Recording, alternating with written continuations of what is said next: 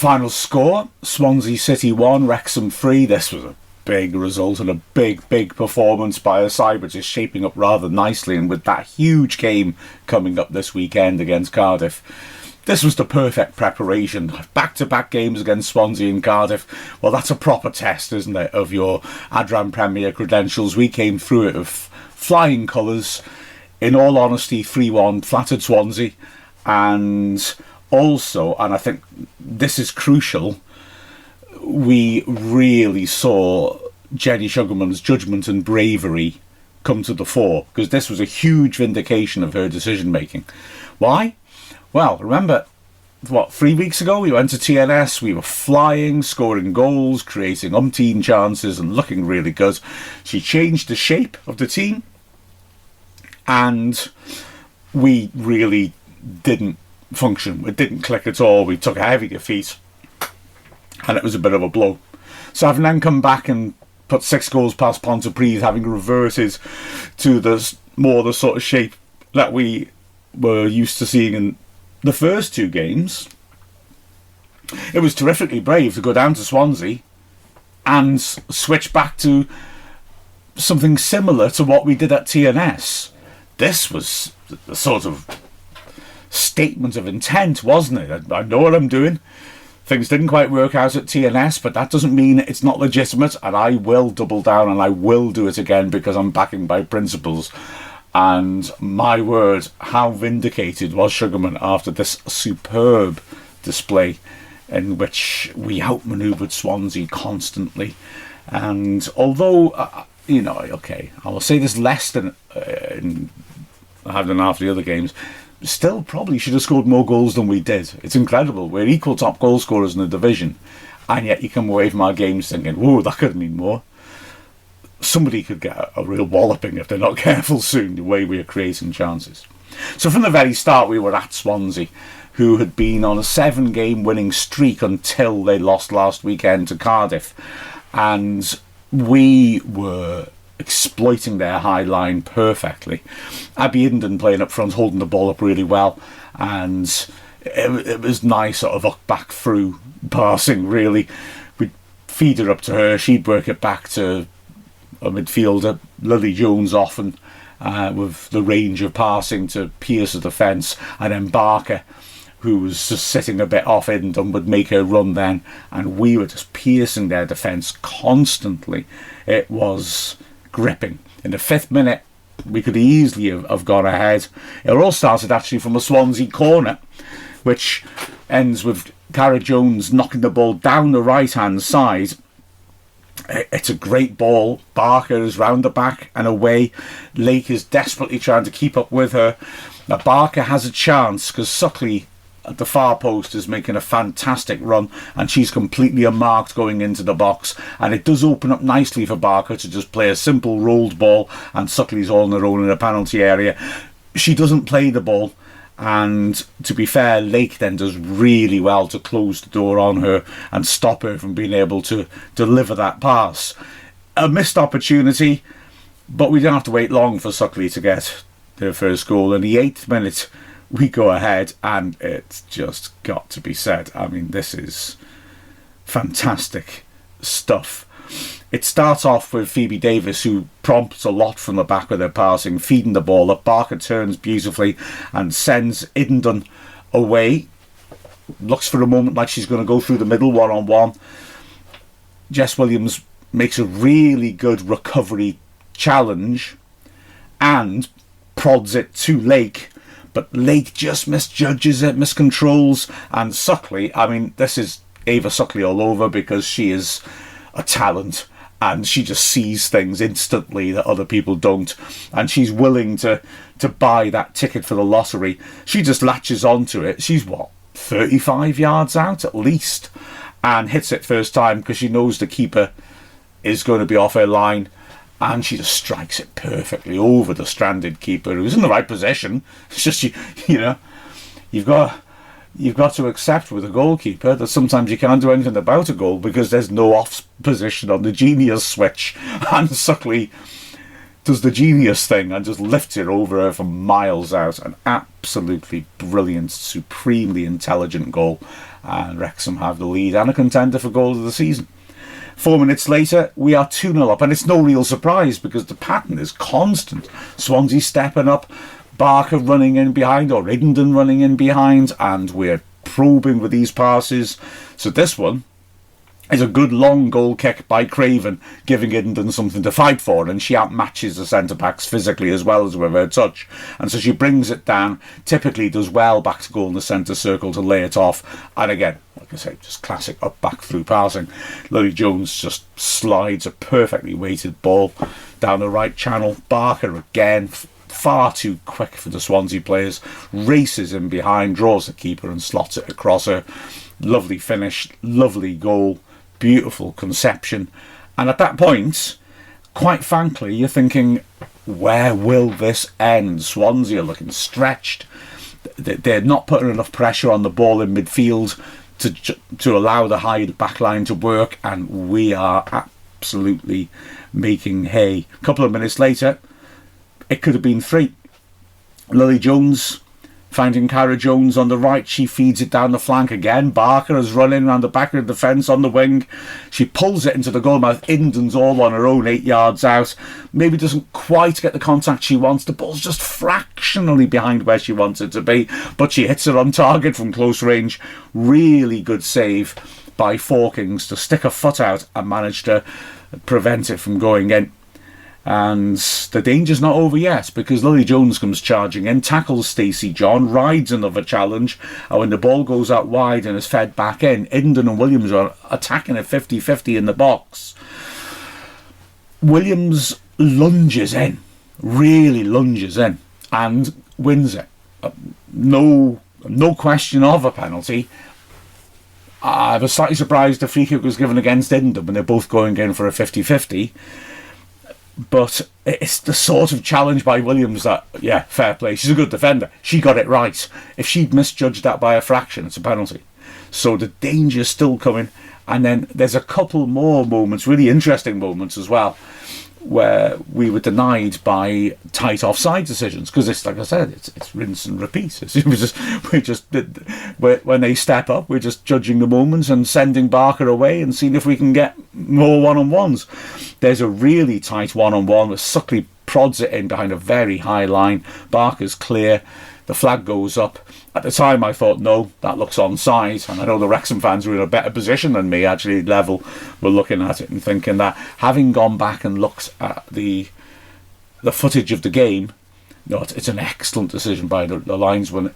There is so little between onside and offside, but she's just gone a fraction too soon. Of course, the ironic thing is, with her pace, she probably could have started 5 yards further back and still comfortably got there first and be one-on-one. And then there's another one. The ball bouncing in the area, Iddenden does really well to get a foot in and not just win it, but direct it with the right amount of pace, and Barker is all on her own right down the centre of the box. The flag goes up. Again, to the naked eye, I thought, Barker's not offside there, that's a mistake. Having gone back, she isn't offside, but it's not a mistake. What I didn't in the build-up, Idden's offside. So again, the linesman's done really well to spot that. It's a pretty tight one as well, but does really well to spot that. And instantly from that offside, Swansea, completely out of the blue, get back in the game. The only real threat they have in the opening 25 odd minutes is Tate Trivis, who's really lively down the left hand side and trying to ask questions. But she tucks in, and the left back Finch plays a long ball over the top into the space that she's vacated. Stacey John makes a lung-busting sprint down the left hand side and has got in, because Davis obviously has come across to cover Trivis. She's down the left channel. Bartle is making up ground tremendously well, coming across to try to get a challenge, and Craven comes out to narrow the angle, and John does really well because she sees where Craven is. She obviously sees that Bartle is very close to coming across and making a challenge, and she takes it early. So it comes outside her right side, and she just takes it early as it drops into her reach. She just flicks it on. Don't take a touch, don't do anything like that. Just direct it back across to the direction the keeper's come from. And yeah, it's really clever. It's not necessarily, it's not in the corner, but it's a clever assessment of the movement of the defender and the goalkeeper to put the ball where it's going to be most likely to go in. It's a really clever finish by her. One more stride and Bartle tackles her. She has to do it instantly, and she's smart enough to realise that. I've got to say, for me, not that I'm particularly well placed to say this, for me, I think Swansea didn't use John enough, or used her in a way I personally wouldn't be so sure about. Using her in centre mid, I mean, obviously she's got the energy, she's got the fight, she's got lots of attributes that will suit her in there. I'd still argue she's better off further up the pitch, hurting teams. You know, the one time she makes a sort of run like that, she scores, she's still quick, she's still explosive, and it's sort of smacked to me. I'm not convinced Swansea have quite got things right in terms of their squad. And it smacks to me almost like, oh, we better put our best player in the middle of the pitch to try and see if she can pull us along. But I'm not sure having her deeper is necessarily using her. Plus, I'd argue her range of passing is good, but it's not dictating play in the middle of midfield good. Don't mean that as a criticism. It's just that's, for me, not really her game. And yeah, I thought they could have got more maybe out of her had they been able to use her in a different way. Anyway, never mind that, her goal changes the nature of the game. Swansea seem a bit energised in the middle of the pitch. They start actually pressing a bit better, which makes their high line work, and they have their one really good spell of the match. For about 10 minutes they are asking questions of Wrexham, and they're getting more of the ball to Griffiths, and she's causing problems. They have a cute corner soon after that goal, played out to the edge of the box for John, who spins and drives it from 20 yards just over the bar.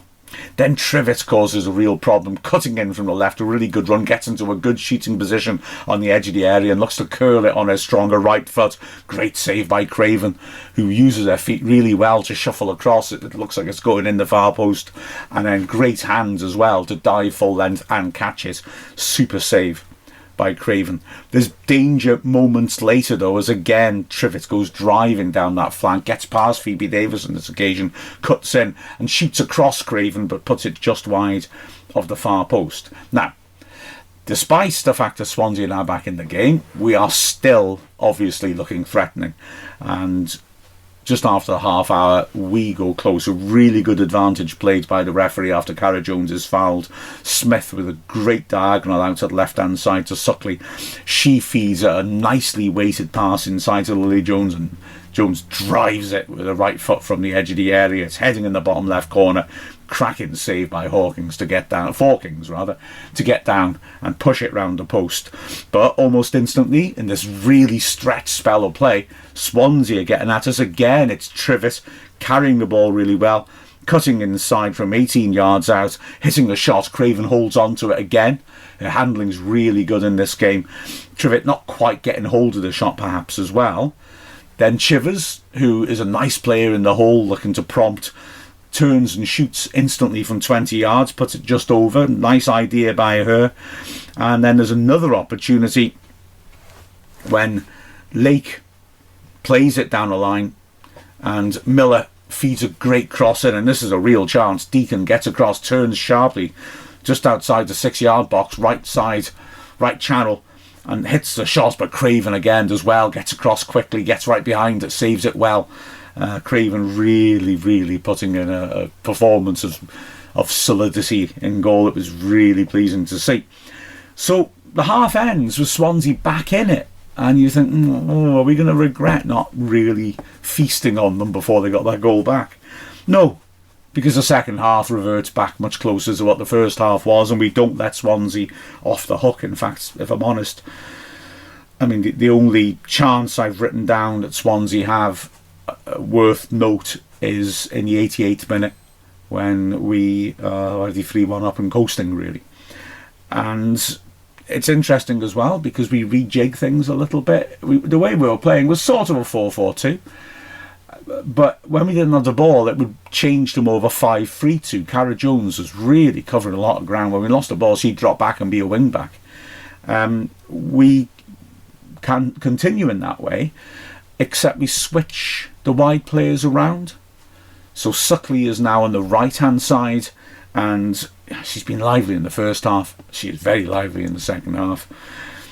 She starts off the first chance of the game, winning a good header. Idden 20 yards out, right of centre, cuts inside and then pivots and hits a great shot which curves over the keeper beyond her, hits the bar full on and bounces out. So unlucky not to get a goal.